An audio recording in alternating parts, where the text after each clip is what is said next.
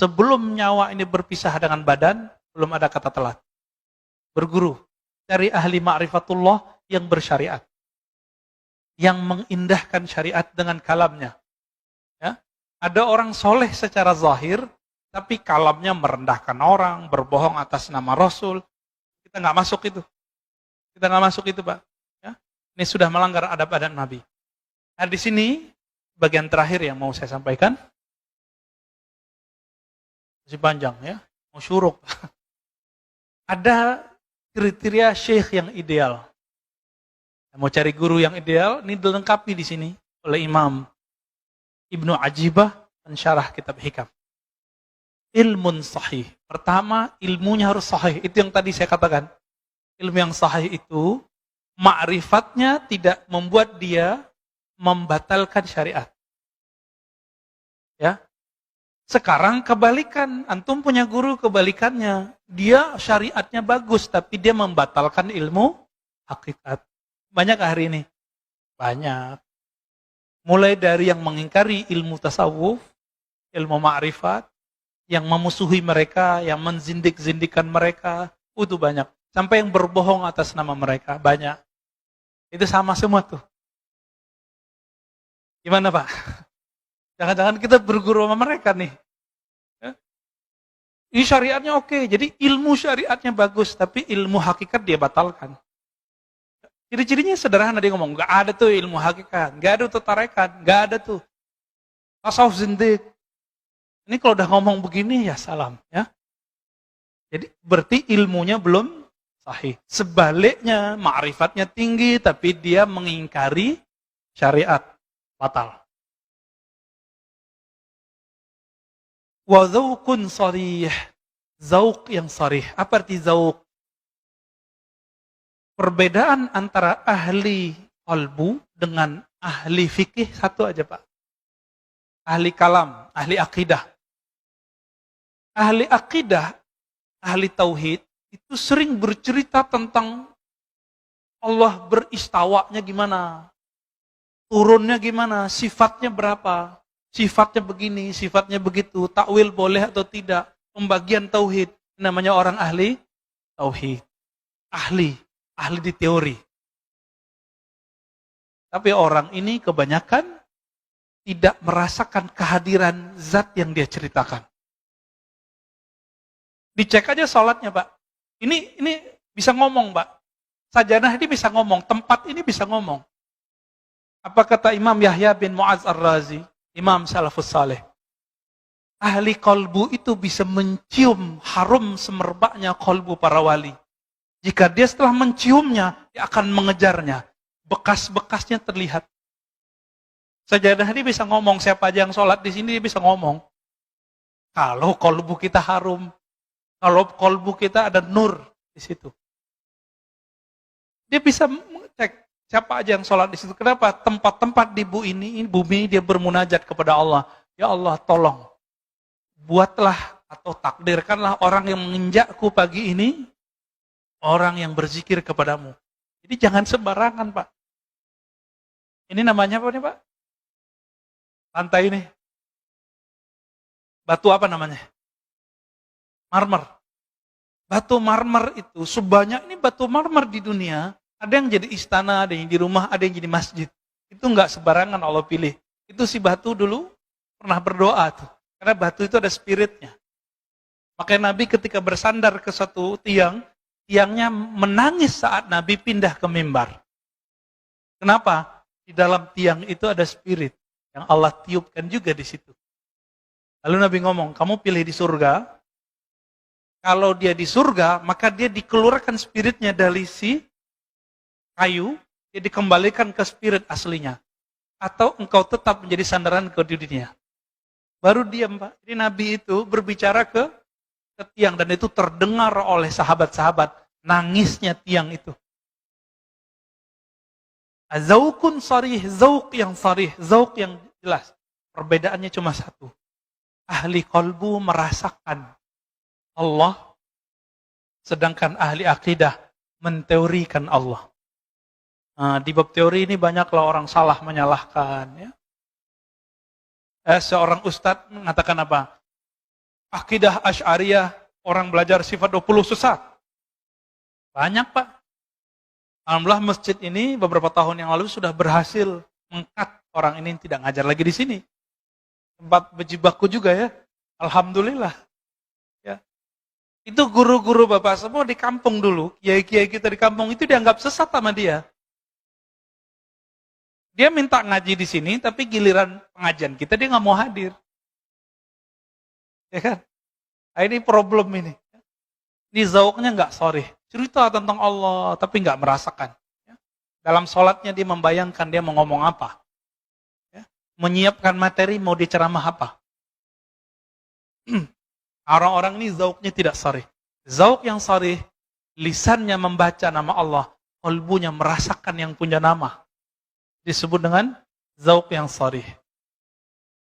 Jadi lisannya dibenarkan oleh kalbunya seiring dengan lisannya. Baru disebut zaukun sorry. Jadi nggak sandiwara.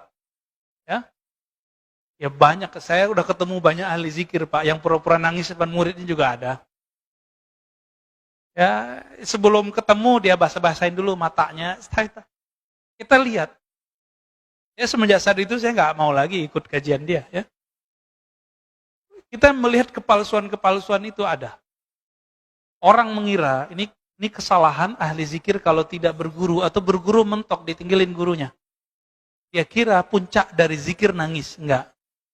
Puncak dari zikir adalah ma'rifatul mazkur. Mengenal siapa yang dizikirkan. Itu puncak dari zikir. Bukan nangis. Ya, orang susah juga bisa nangis. Orang kejepit kakinya juga bisa nangis. Ya, orang lagi ada masalah. Terus sholat nangis, apakah ma'rifatnya tinggi? Enggak. Jadi standar keimanan seseorang bukan karena dia bisa nangis. Karena nangis itu si iblis waktu menggoda Adam, dia nangis-nangis Pak. Gak nyampaikan ke kita riwayatnya. Iblis itu waktu goda Nabi Adam, dia nangis-nangis Pak. Jadi jangan terperdaya oleh tangisan. Wala yaghurrannakum billahil ghurur. Orang bawa-bawa nama Allah, bawa-bawa nama Rasul untuk menyentuh kalbu. Tapi ternyata itu waswas syaitani.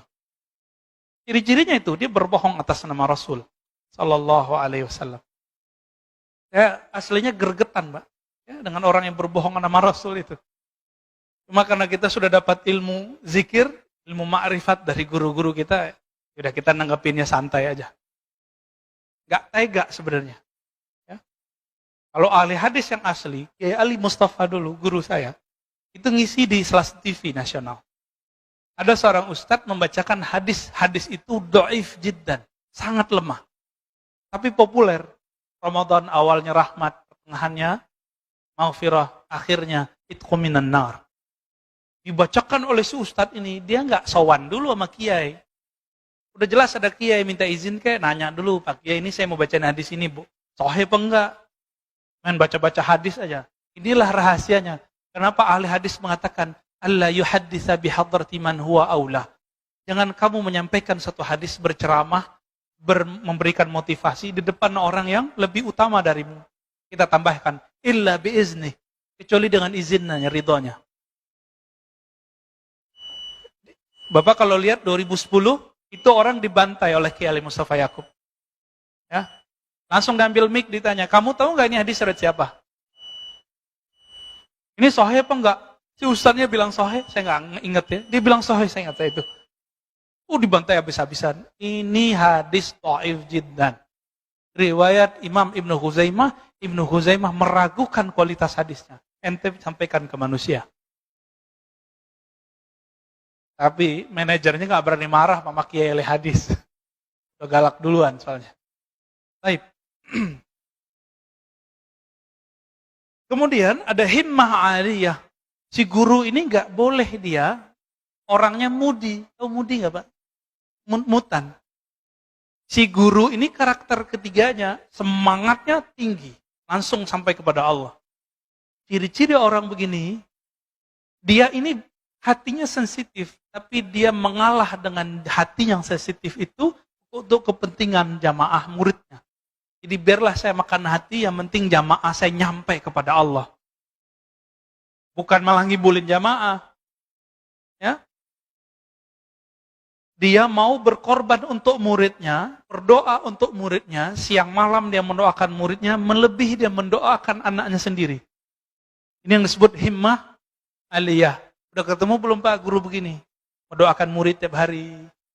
Orang tua aja cuma doain anaknya, biar dapat rezeki yang banyak. Mana orang tua berdoa, ya Allah, kumpulkan kami bersama keluarga kami, anak-anak kami di surga. Lapangkan rezekinya, masukkan dia ke surga. Jarang kan yang doa begitu? Rata-rata berizki. Kayaknya hidup rezeki doang. Kalau guru lebih dari itu. Guru mendoakan, ya Allah mudahkan hidup murid-muridku. Kumpulkan kami bersama nabimu di surga. Guru Pak. Ini yang disebut himmah aliyah. Himmahnya gak cetek. Ya? Maka guru begini, dia punya akses syafaat. Walaupun dia tidak bisa memberi syafaat secara mutlak, dia harus dapat izin dulu dari Nabi Muhammad SAW. Ya. Wahalatun mardiyah. Nah, kondisi orang ini, kondisi itu ada dua.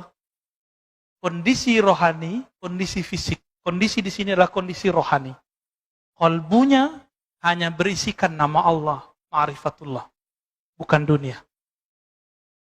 Ini yang disebut hal. Hal artinya perubahan-perubahan.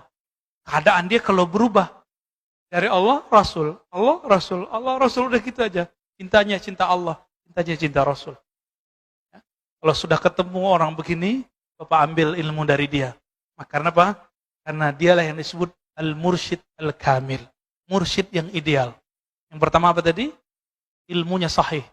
Syariat, tarekat, hakikat, ma'rifat. Tidak boleh bertentangan. Yang kedua, apa yang kedua? Zaukun sarih. Dia lahir batinnya sama. Jadi lisannya dibenarkan kolbunya, kolbunya dibenarkan lisannya. Yang ketiga, himmah aliyah. Semangatnya tinggi, tidak gampang futur. Yang gampang futur siapa? Futur ini don, mudi. Itu jamaah, murid. Tapi kalau guru nggak boleh futur. Ya, nggak boleh tersinggung dikit, kemudian nggak mau ngajar lagi, nggak. Ya. Yang keempat, Pak Mirwan senyum-senyum, kayaknya ada yang kena nih ya. Yang keempat, halnya mardiyah. Jadi dia kalau berubah, perubahannya selalu mengarah kepada ridho Allah Subhanahu wa Ta'ala. Semoga kita bertemu dengan mereka, semoga kita menjadi murid-murid mereka.